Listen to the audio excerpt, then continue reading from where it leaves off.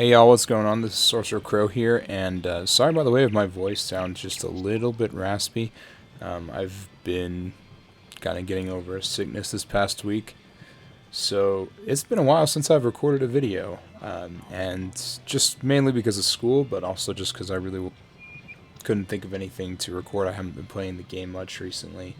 Um, Not because I haven't been really getting bored of it or anything, it's just because I haven't been interested. But anyway, so today, as you can see, we are here in the Pet Pavilion, and you might be wondering why we're here in the Pet Pavilion.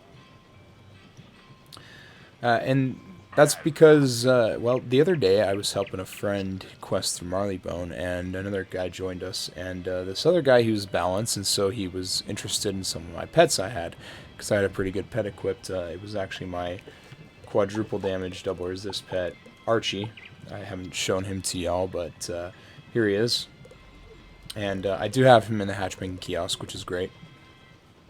But the guy wanted to know if he could hatch with me, and I was like, you know what, I'll just put him in the kiosk and you can go ahead and hatch. And the guy was like, wait, what, the kiosk? I'm like, yeah, the Hatchmaking Kiosk. He's like, okay, I haven't played this game in a while. What does that do? And I'm like, come here, I'll show you.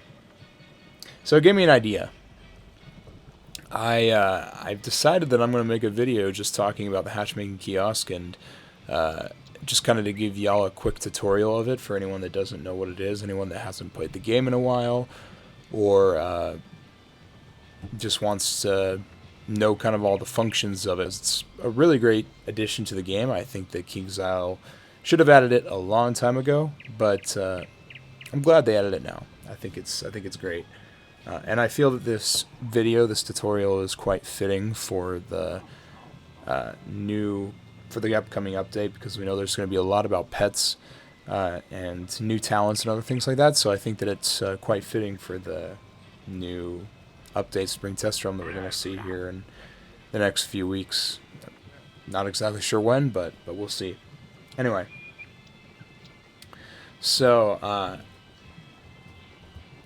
this is the Hatchmaking Kiosk. You basically just come in here into the Pet Pavilion, and you see this thing here that is kind of like, I don't even know what it looks like. Kind of looks like a chicken coop or something. Just a kiosk, right? To interact with it, obviously you press X just like any other thing in this game, and then you're presented with this screen here. You're given 4 options. This one isn't really important. I'm not going to worry about that. You have browse pets, offer pets, and manage pets. So we'll talk about these first, and then I'll get more into kind of browsing pets. So one of the great things about the Hatchmaking Kiosk is that anybody, including yourself, can offer your pets to hatch with other people, or so other people can hatch with them. And it's no cost to the person who, like the pet owner, just the cost to the person who wants to hatch with the pets. So it doesn't cost you any gold if you're the pet owner. And in fact, you do get a benefit from it. You get some hatch peppers, which is a reagent you can use to craft certain potions and other things like that. I might show you that later in the video. I obviously have some pets already in here, some of my best pets that I have, and a lot of people have hatched them. Obviously, you can see like achieved maximum hatches already. This one has, and these ones are going to be removed in 3 days. I do believe that they recently released an update. Originally, your pet could only be in the kiosk for like a week, or maybe it was like 10 days or something like that, but now it can be in for like 2 weeks at a time, I think. Don't quote me on that, but that's what I think. And you can just manage your pets, see the pets that are in there, see like who's hatched with them, like my hatches, things like that. So pretty cool. So that was really just a quick overview of these 2 tabs. Now we're going to go ahead and check out Browse Pets, which of course is the main kind of thing of the whole kiosk. So this is where essentially you just find all the pets you want to hatch with. You can find them by school, and then within the school you can find them by type.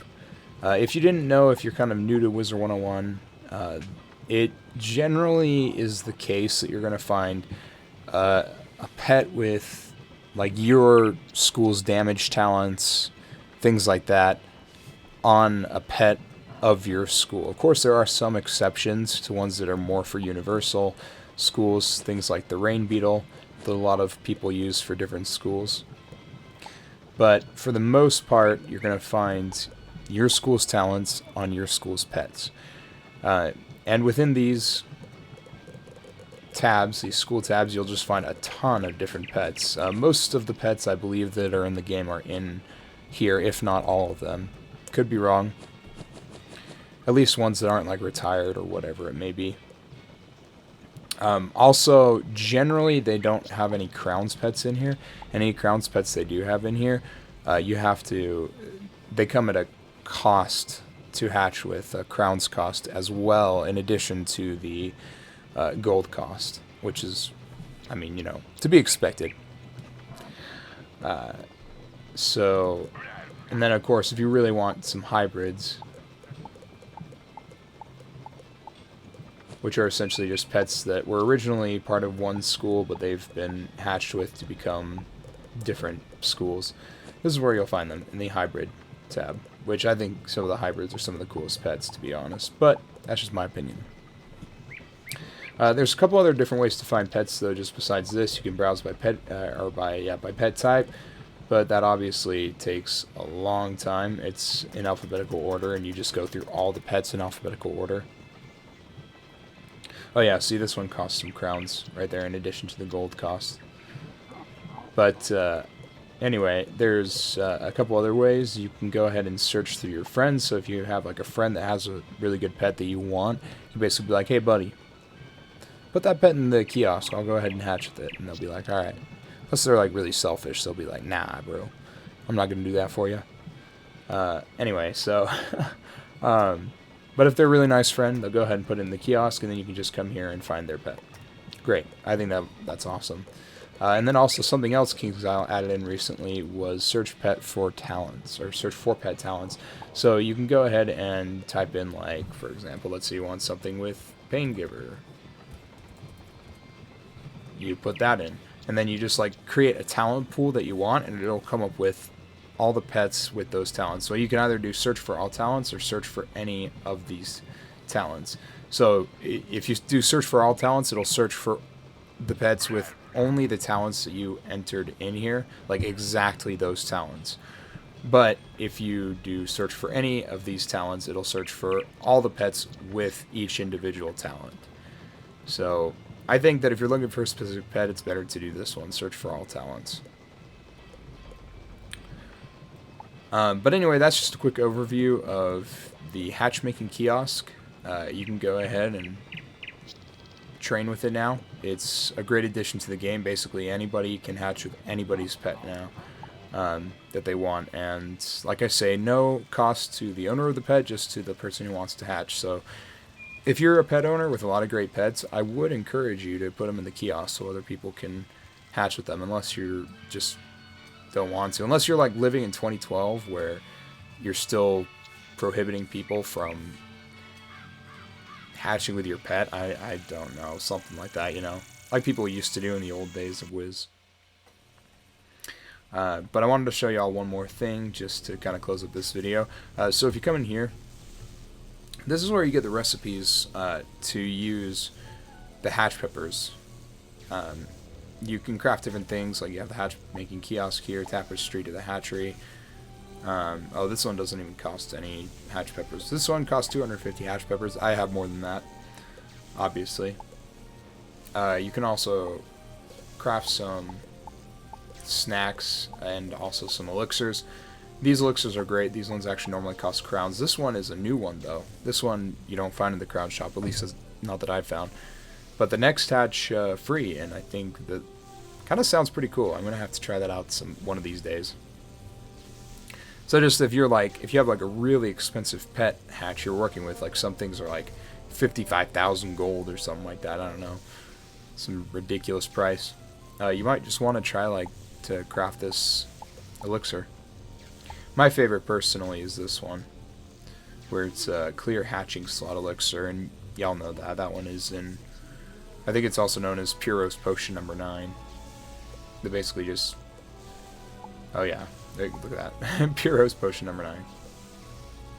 That basically just allows you to hatch multiple times within like a 12-hour period. 24 hours if you're not a member.